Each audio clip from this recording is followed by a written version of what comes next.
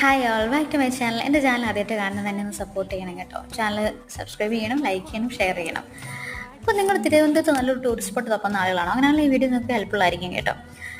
അപ്പോൾ ഞാൻ വർക്ക് ചെയ്യുന്നത് ട്രിവാൻഡ്രം മലയൻകീഴാണ്. ഈ മലയൻകീഴ് തന്നെ നല്ല അടിപൊളി ഒരു ടൂറിസ്റ്റ് സ്പോട്ടുണ്ട്. ശാസ്താംപാറ എന്നാണ് പേര്.